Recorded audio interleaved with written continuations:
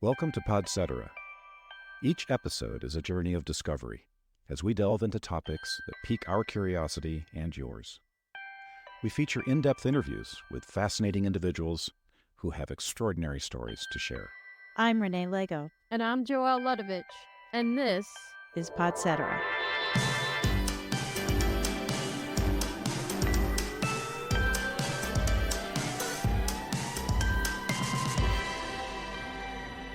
Michelle Gollapalli, welcome to Podcetera. It's great to have you here. It's great to be here, Renee. I'm Joelle. I am so thrilled to be coming here and celebrating this brand new venture of yours. That's great, Michelle. Can you tell us a little bit about your background and where you grew up, and tell us a little bit about your family life? I was born and raised in a little city in the south of India called Bangalore, and grew up there. I was raised by my grandparents because, having been born a girl, my parents opted not to raise me. I grew up with a lot of awareness about gender disparities, but also respect for the people that were doing something about them. So got my education in India and came to this country about 25 years ago.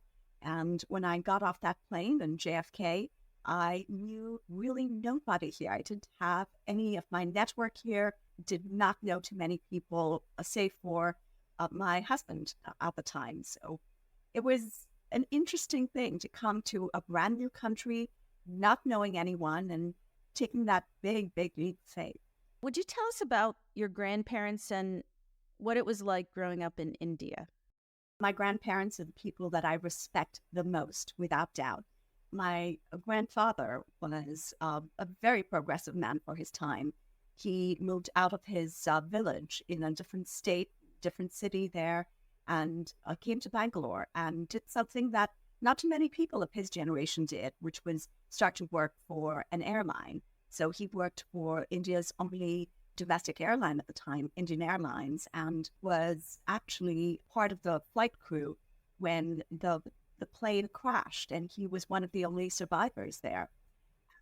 That really made a difference to how he viewed the world from that point on. And so I guess that's something that he instilled in me from a very early age, to really seize the moment and to make sure that I wasn't wasting any of the opportunities that I had been given. My grandmother, on the other hand, was a real force to be reckoned with. She pretty much single-handedly raised 8 children, because my grandfather, of course, was with the airlines and flying all over the country. So from her, I learned how to be a strong, independent woman, to be self-reliant, and really to always stand up for what you believed in. How did you end up in the States? From Bangalore, was it your husband's decision, or had you always wanted to emigrate to the States? I had always wanted to travel the world, and of course there was that, I guess, the magical lure of the West, right? It was this bigger, beautiful world that everyone was so successful. At least that's what television in India showed us. And so when I got engaged, my fiance at the time had already really established his world in the US, in Philadelphia. And so he had come here to study and then chosen to stay on and become a citizen. And so when we got engaged to be married, there really wasn't too much of a choice as to who would have to make that move. And on my end, there wasn't that much reluctance, because I had seen this great new world that was the United States. And so I was really looking forward to coming here and establishing my new life in a brand new country halfway across the world. And you ended up in the Philadelphia area, is that right? The Philadelphia area, yep. 25 years later, that's the place that I still call home. Can you talk a little bit about how you landed your first job here in the States? My first job was actually with a bookstore. I am a voracious reader, and I figured, all right, I needed to get my feet wet and get to know the culture from working person's, viewpoint. And so there was a classified ad in the Roxborough Review, and I looked at it and I said, all right, there, I can go and I can work there.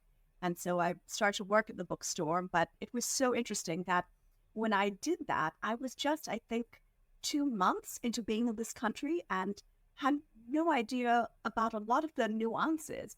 For instance, I was a cashier at this bookstore, and someone came to me and said, just give me a dime back. And I was clueless as to what a dime meant. 10 cents, I knew what that meant. But a dime, I had no idea because it was such a different currency. So it was little things like that that really, caught me off guard. And the use of slang in this country really got to me. People would say, there's not enough room in this place to swing a cat. And I'm thinking, why would you want to do something as cruel as that? So having had the privilege of an education with a British school in India, I was taught to be very proper, and slang was absolutely not part of what I was raised with. So that's something that really hit me coming here. It's like the use of slang and the use of a lot of jargon. So that was an interesting welcome to America. Yeah, especially like in the Philadelphia area too. There's a lot of different neighborhoods, ethnicities, and every pocket has their own slang, so to speak. And their accents, rough and wooder. Yeah, water. If I said wooder in Texas, they'd be like, what are you talking about? Yeah. And even today, there are some things that I still say as I was raised to say them. So I always say water. And there are places when I go to some of the restaurants and I say, may I have a glass of water, please? The wait staff look at me really weird. It's like, what drink is she asking for again? So that's interesting. Yeah. So the three of us have known each other for quite a while. After you worked at the Bookstore, you ended up at a little television station known as WYBE. Joelle and I were working at this station as well. Tell us about how you landed that job, and let's talk a little bit about what the mission was for this TV station. So that job, again, came through the Roxborough Review. And I had no idea that this local paper was going to introduce me to something that was truly global. And so it was this ad for an assistant in the international business department at this cool little television station that had the offices above a paint store. And I remember walking in there and thinking, wow, that's different. But, I had never worked in public broadcasting before. So I said, all right, let's give this a try out. And so started to work with the international business department. And my job really was to work with all of the producers, because this was a public television station that was international in nature, where there were so many different international shows that were part of the lineup. We had Armenian, Greek, Polish, Indian, Korean, all of these different shows. And my job was to oversee all of the producers, their contracts, to make sure that the contracts were in good shape, they were renewed in time, and to also, because it was public broadcasting, make sure that there were no calls to action during any of their so-called commercial breaks.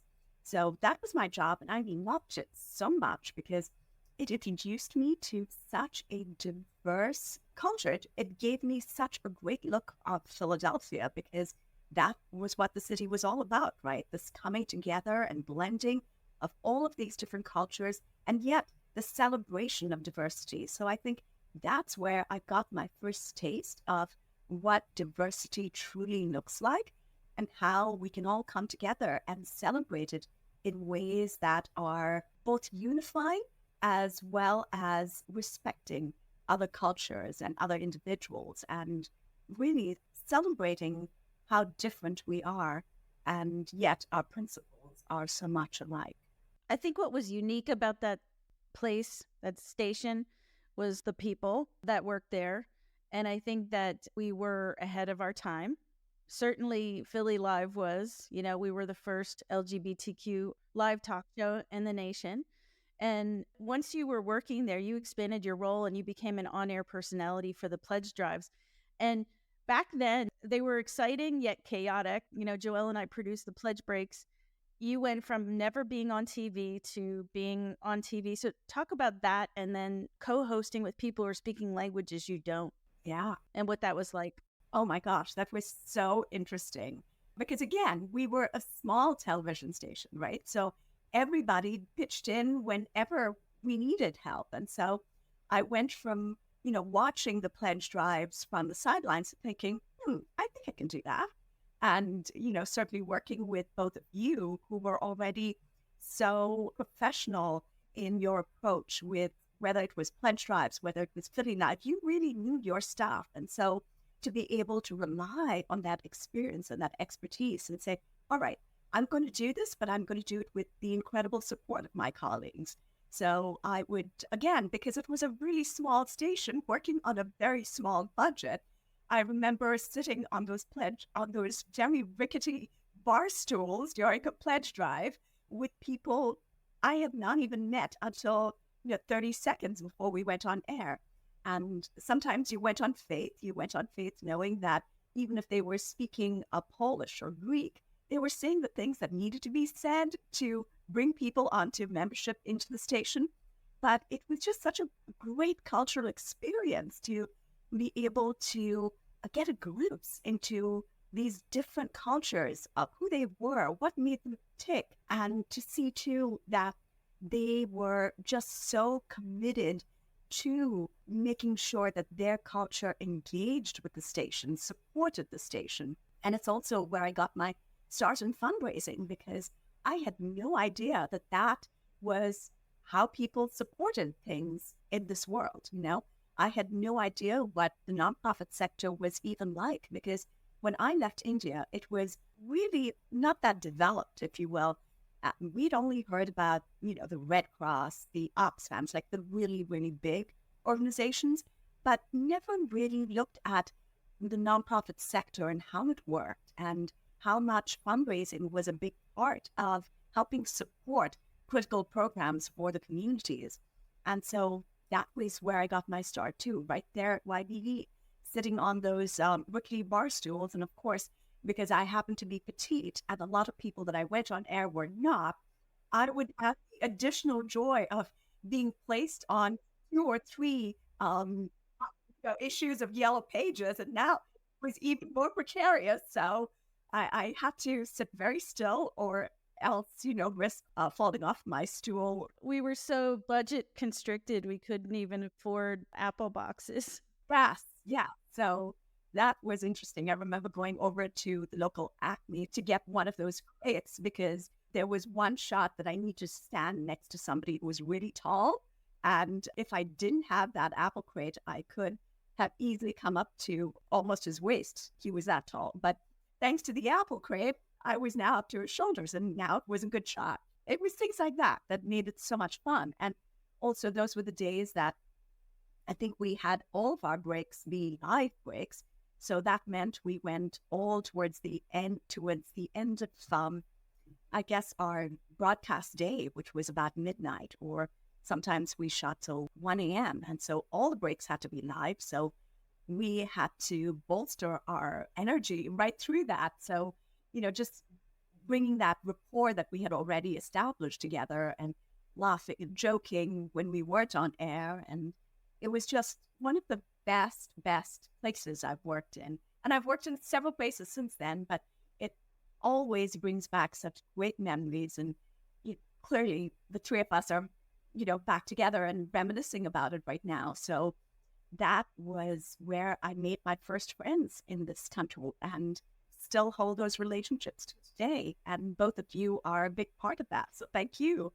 What's interesting is that I did not have any pledge experience when I started there. I don't know, Joelle, you hadn't had any either. Well, I came out of grad school and came back to the area. So I was in Savannah, Georgia for grad school, and then came back here and started actually someone that I knew recommended that I apply for the job at WYBE.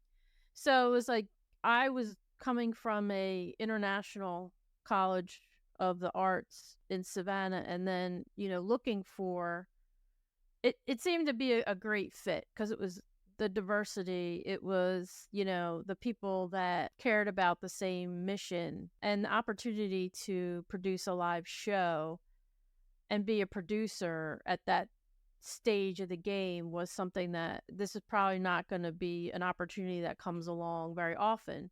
Even though it was at a small station, I wanted to get that experience, that live television experience. Yeah. So no, I was just coming back to the area myself.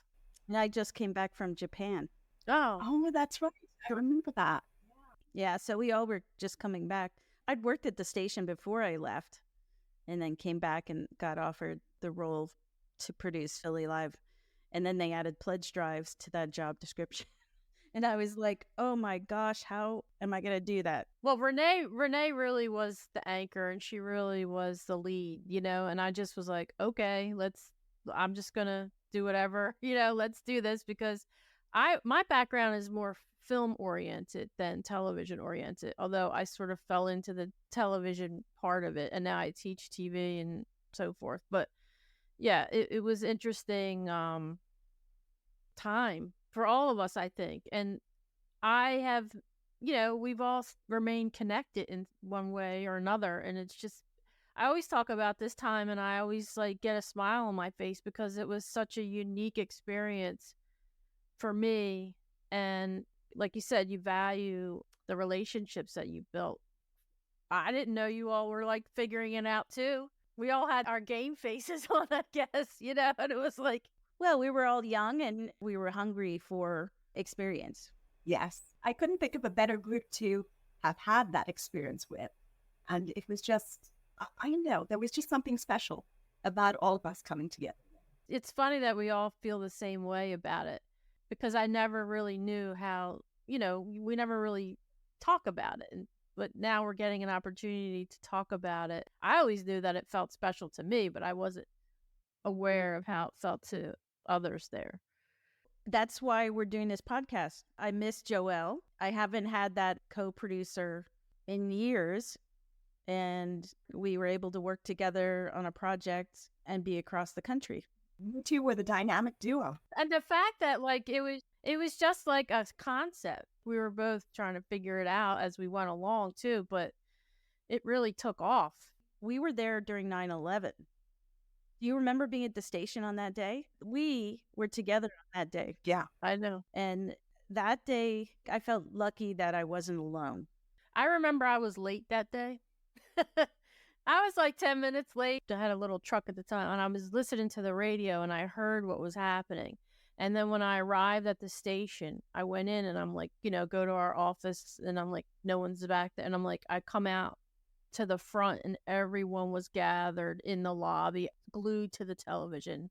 And I get chills thinking about it, because it was just such an experience to go through with everyone. And, then calling people that I knew, or trying to reach people in New York. And, yeah. And I could not have asked for a better place to have been during that particular time, because soon after that, there was so much racial discrimination. We used to have protesters come out in front of the station, to protest our LGBTQ plus programming and stuff. But being all together, and I felt we were all supporting one another in the same mission, and that made it all the more, not easy, but something that we were all striving for. Yeah, but it was also a safe space. I felt like I could bring my authentic self there and not be disrespected. I think one final thing I'll say is that I didn't feel like I had a glass ceiling when it came to producing. Joelle and I would come up with an idea, and we'd be like, let's try to get this person. Even though we were a very small station, we didn't see our limitations like the way I see things now. I didn't have that box. Renee, we used to do the theme weeks and stuff. So I was Inventors Week, and then somebody mentioned Garrett Brown. So I had it. And then we were able to do a live remote of the Steadicam, showing the audience what that looks like. You don't get those opportunities to do that kind of stuff. We did a ton of stuff. That's just one example. Yeah, and to be able to bring people like Martina Navratilova into our little YBE studio and have this weird conversation with her. And like you were saying, Renee, there wasn't a seat. We were allowed to be who we could be. And so I think so much of our potential started to become realized then because of that faith that people had in us. Let's go back. Let's go back in time. I mean, that show had so much potential, so much more than left in it. But who knows how many other shows it inspired, right? There's a new Philly Live with similar looking logo, different colors. Really? Yes. Wow. Huh. Yep. So I remember even first seeing that logo and, wondering where it would take us. And then then later on to see the no-go on all of the Emmy Awards that we won, so it was just great.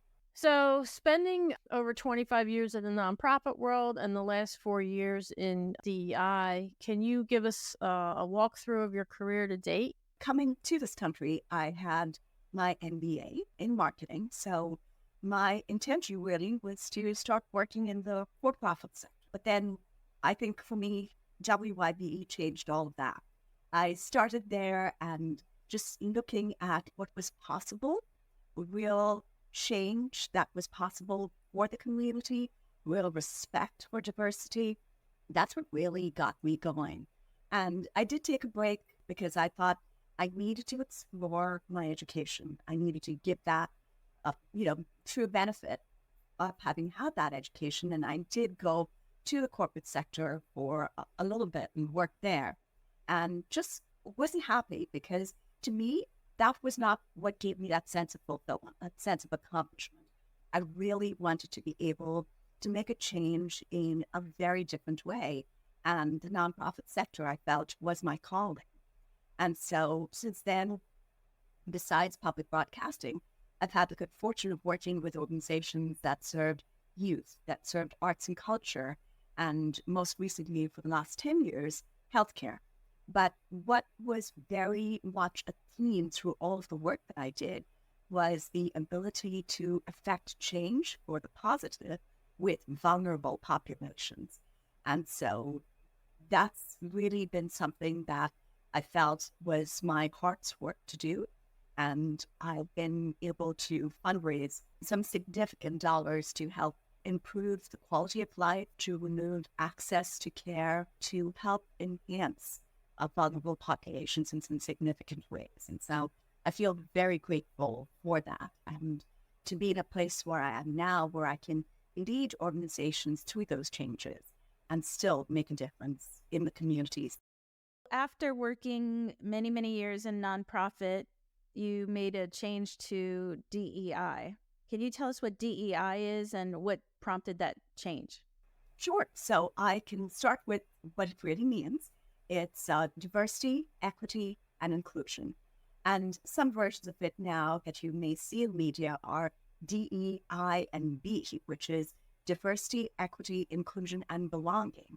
So diversity really talks about representation, underrepresented aspects of our community, underrepresenting demographics. Equity is not to be confused with equality. So let's go into that a bit. Equality could mean, when you're talking about it through a workforce lens, it means everybody getting access to the same resources, right? That's equality. Equity, on the other hand, refers to people getting access to the resources that they need in order to make them successful. So it may not be the same for everyone. It's according to what they need to make them successful in the position that they're in the level that they're in, or where they're coming from. Inclusion takes a look at everybody feeling that they are a part of the mission, they feel valued, they feel connected to the mission. And belonging really is the outcome of all of that. When an employee feels like they belong at the organization, that's when productivity soars, morale soars, retention is at an all-time high.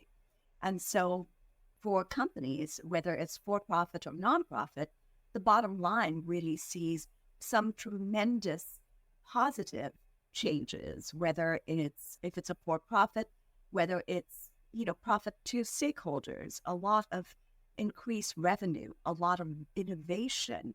With nonprofits, it's being able to serve their mission or advance that mission in a more palpable, tangible way. And so that's what all of those definitions really mean.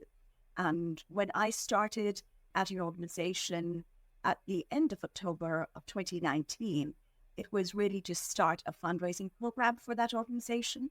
But, March rolled around, and then we had the murder of George Floyd, and organizations everywhere were suddenly taking a look at what does it mean to be in a pandemic, to be dealing with all of these adversities, and so much of them had to do with diversity. And so my company then asked me to take on the role of creating a diversity, equity, and inclusion strategy. And so that's how I formally came into DE&I, although, certainly had that first look into DE&I at, WYBE. And then through my work with the Association of Fundraising Professionals, I had already been serving on the diversity and what was then known as outreach committee, both on the local, regional, and also at the international level, where we were putting together conferences that talked about what does it mean to be a fundraiser coming from a diverse background?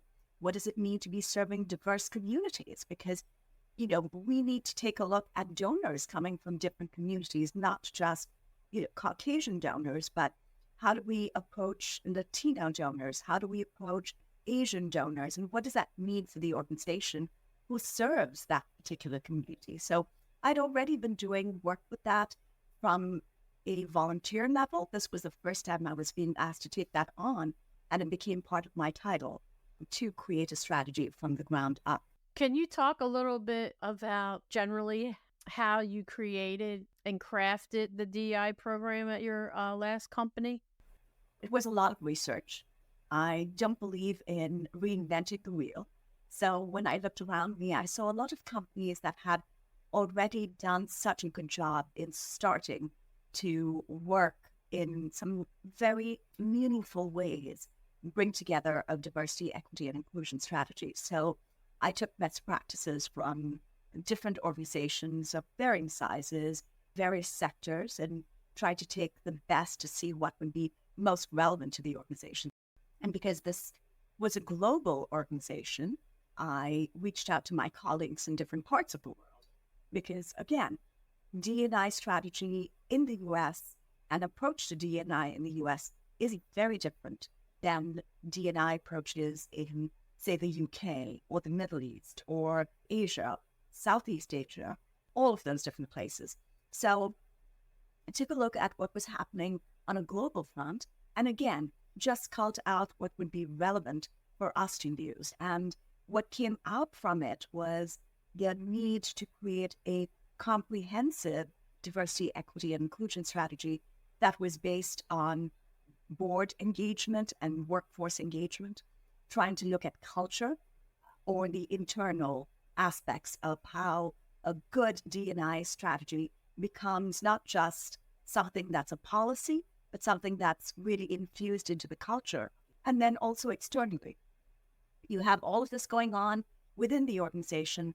How are we working with our external stakeholders, whether it's vendors, whether it's suppliers, whether it's donors? What is that external facing value proposition that we have, and how can we make that visible so everyone knows that we're really walking the talk? So doing that, approaching it from all of those three levels and, using those three pillars was the most effective, because we just then had an uptick in employee engagement. Retention rates were getting higher.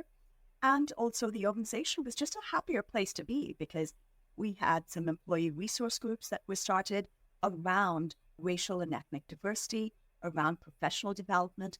And for once, and working with colleagues across the country and across the world, I saw that slowly people were starting to understand that being respected, being authentic in who they were, and bringing that authentic self to the organization has only great benefits for the organization and for themselves. So it was working both ways. Employers were happy, employees were suddenly feeling valued, and that showed up in the work that they did.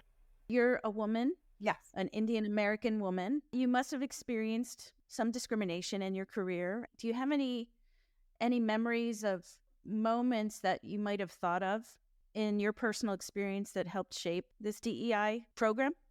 Oh gosh, that's such a great question, because I certainly experienced a lot of discrimination. Well, not to the point where it's ever gotten me down, but in learning so much about the diversity, equity, inclusion space, I realized very quickly that what I had been experiencing were what we call microaggressions.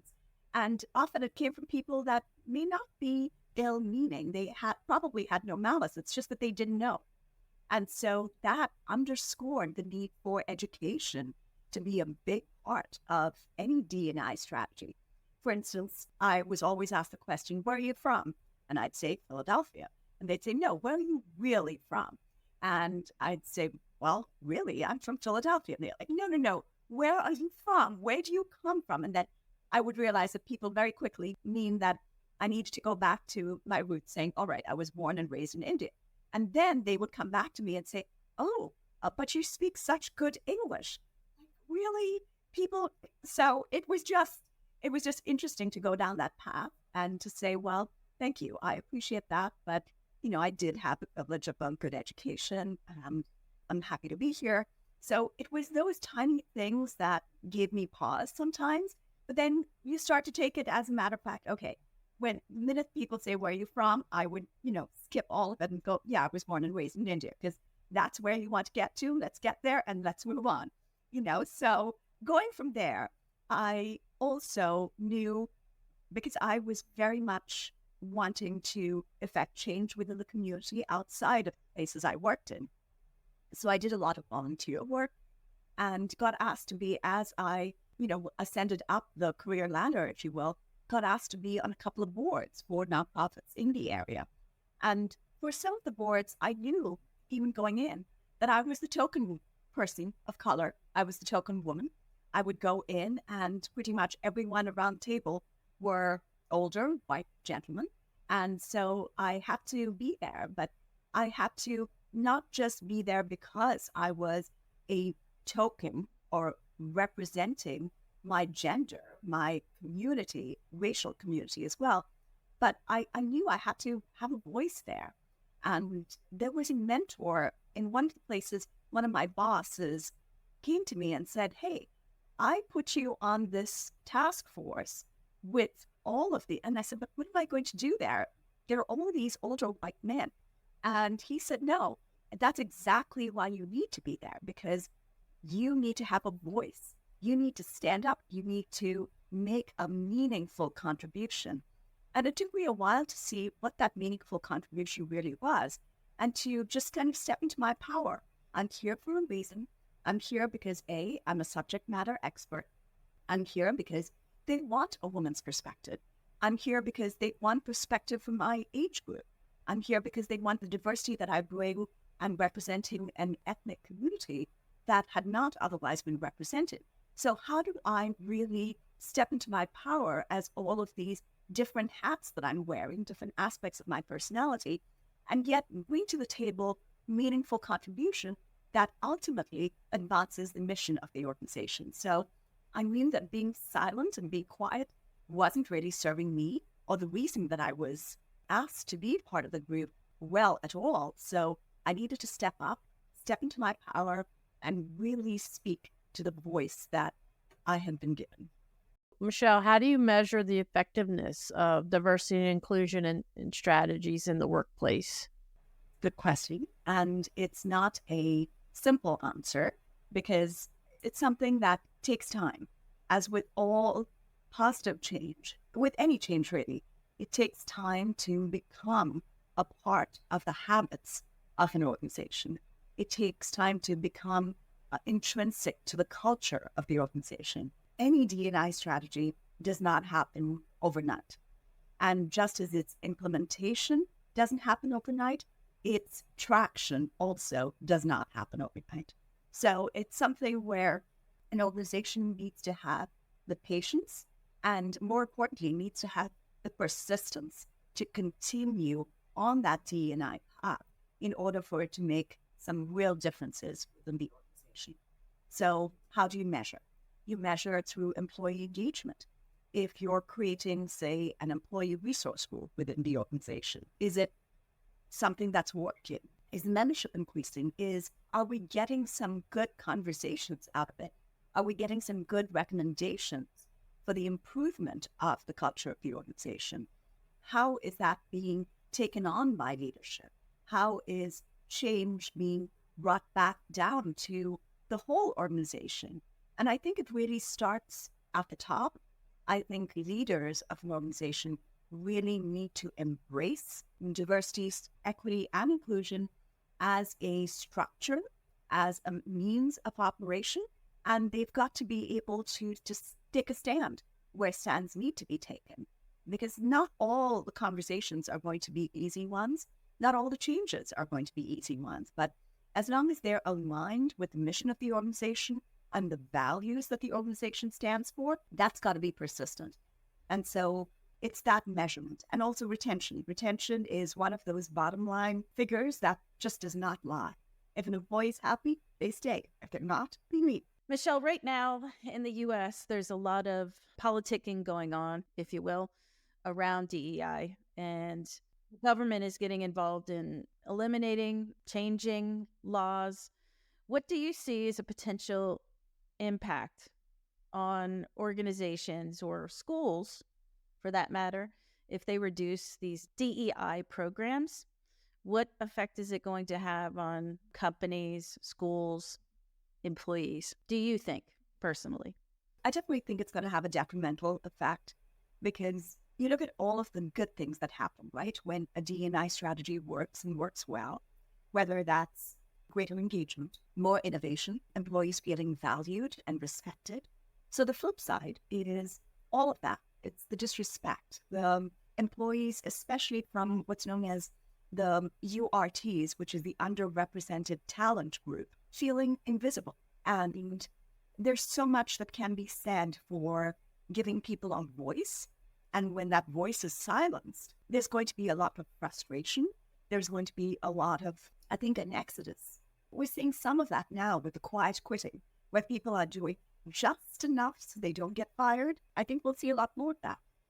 What strategies or alternatives could organizations implement if they decide to phase out specific DEI programs without compromising their commitment to diversity, equity, and inclusion? So I think the first step really needs to start with the leadership of the organization. They need to stand true to what they believe in. And whether there's a formal DEI program or not, I think it starts with some basic principles, which is respect for everybody. Respect for every human being, regardless of where they're coming from, racial or ethnic demographic they represent, what age group they represent, what different thinking styles they represent, sexual orientation. Respect for the individual, who they are, and what they bring, the talents, the innovation, the ideas that they bring to make the company as a whole a better place to be.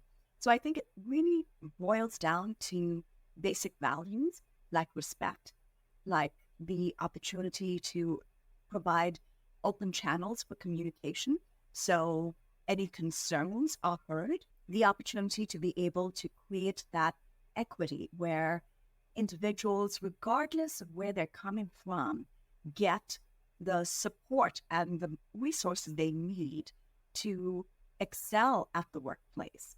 So it all comes down to looking at each of our employees as human beings, as people who are valued, who are an integral part of the success of the organization. So whether there's a formal D&I program or not, I think it really boils down to respecting the employee and to be able to give them a voice and to make the safe space. We talk a lot about psychological safety, right? To empower an individual to be who they are in order to contribute to that collective success of the company.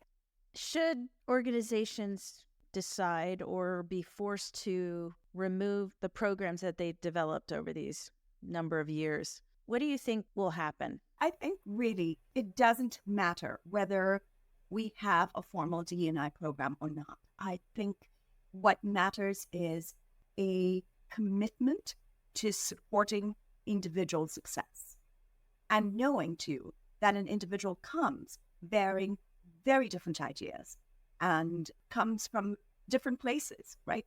Our recruitment strategies, our retention strategies, our upskilling of individuals, all of that needs to take place on a consistent basis. And yes, D&I has, without a doubt, shed the light on the disparities. And I think that awareness is important to take forward. Whether there's a formal program or not, it's important to take that forward and know that the individual as a whole needs to be respected. And understanding, too, that not everyone comes to the table with the same strengths. So how do we speak to and develop an individual's strengths as opposed to, okay, this is what they lack, and so let's bolster them up that way. It's to be able to create a safe space where individuals are recognized and appreciated for who they are. So I really always think it comes down to the values, the core values of the organization, and to be able to give people what they need to succeed. Now that you've created a DEI program, how would you look at your next role differently? I think it really influences everything I see. So it's added such a great filter to the lens with which I view the world, because I look at donors very differently now. It's not a one size fits all, or not even a one size fits most. It's, if you know a single donor, you know a single donor. And you cannot really make generalizations that if this is good for this particular community, then it must be good for everyone in that community. That's not true. So I think what it's done for me is really raised an awareness of how different people are, but how much celebration we have in that difference, right? How much there is to celebrate in that difference, and just how much we need to lean in to the power of that diversity, because there really is power in bringing a diverse people together. We saw that at YBE, right? We all came from such different places, but yet when we came together, we made magic because we all were respected for our different perspectives. And I think ultimately that's how I'm viewing my leadership now. That's how I'm viewing coaching. That's how I'm viewing my mentoring relationships with other fundraisers. And so I think it's really made me a more self-aware person, because we all have biases. It's made me more aware of these biases, but it's also made me a better leader, I think, because now I look to see what's different in somebody else and how can I celebrate that diversity appropriately, but also how do I create a space for that individual to bring that aspect of their diversity to the table in a meaningful way. Michelle, I honestly couldn't think of a better person to be in a room full of men and being that one person who's providing that perspective. So thank you for talking to us about diversity and equity and inclusion today. Thank you. We're going to have some fun now. We're going to do some speed round questions. I thought we were already having fun, but all right. I'll start with the first one. What do you think people will be nostalgic for in 500 years? Good one. But it's an easy one. I think personal connection. Because right now, we live in such a screen world, right? How often have we not gone to a restaurant and we've seen, even if it's just two people at the table, they're both in their screens. Why even bother coming together in person if you're both going to be on screens? So I think what we're missing is that personal connection.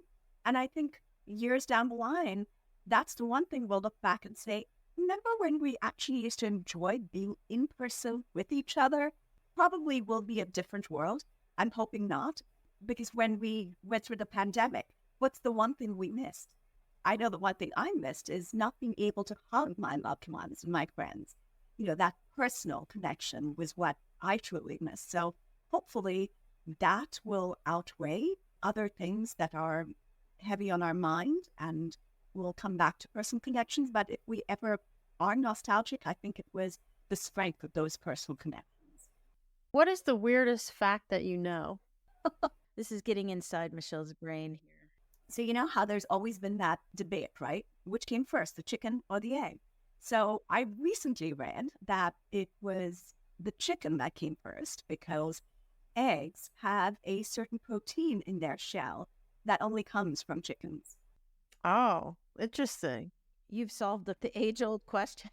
Yes, we can all go home now. Michelle, where do you go for fresh inspiration?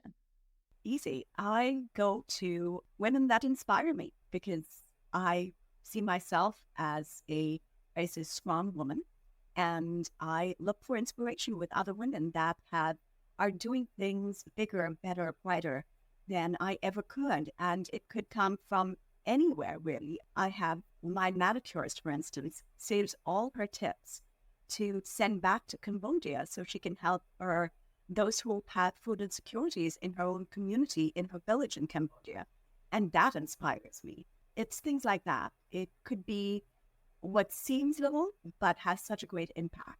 And people, ordinary people doing the most extraordinary things, ordinary women doing the most extraordinary things. Both of you inspire me. I see podcasts all the time. And then when I saw that the two of you were coming together to do Podcetera, first of all, great name, but to see that the two of you were back together again and, putting your talents together. So yeah, both of you inspire me.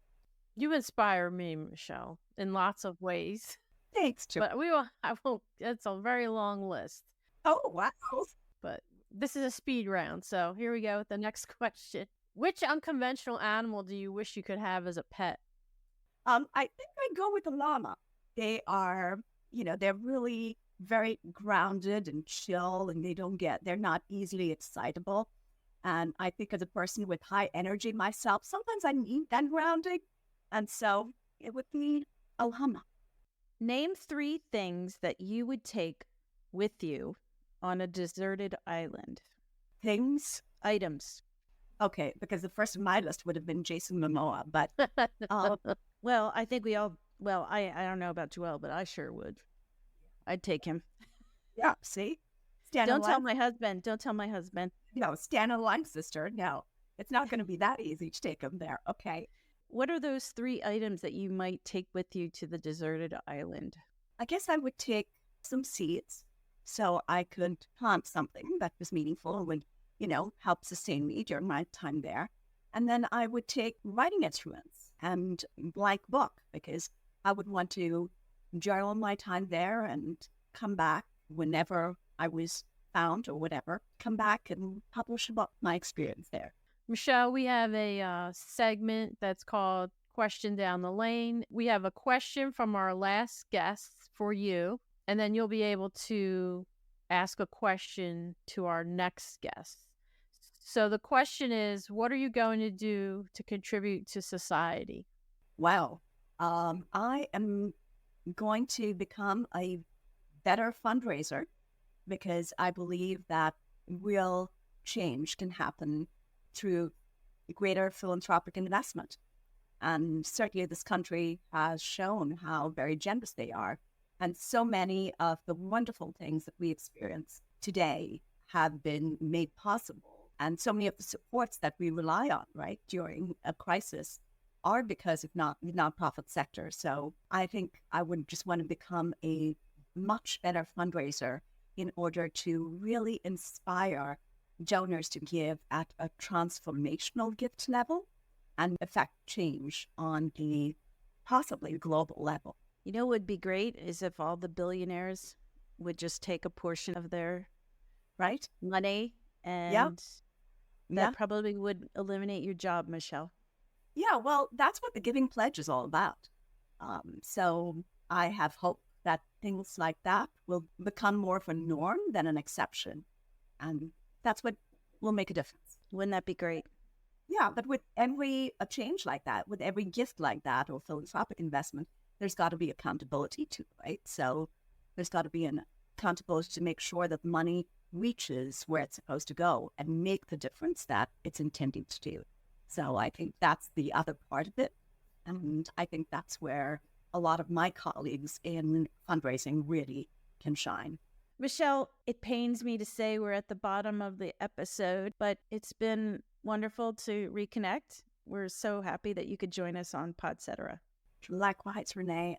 You and Joelle have been such a great part of my friend group to have, but you both are individuals with some incredible talent, and it is just so fulfilling for me to see you come together again and to be working on something like Podcetera. And I wish you both the very, very best, because the way you draw your guests out and the way you treat them with so much respect, I've always admired that about you. Back from Philly Live, and I see that's one thing that hasn't changed. So thank you for giving me the honor being here on Podcetera. It's my privilege, and I wish you both very, very best for the future. Thanks, Michelle. If you enjoyed this episode, please leave a review and share Podcetera. And be sure to follow and like the series wherever you enjoy podcasts. For Podcetera, I'm Renee Lego. And I'm Joelle Ludovich. Thanks for listening. See you next time.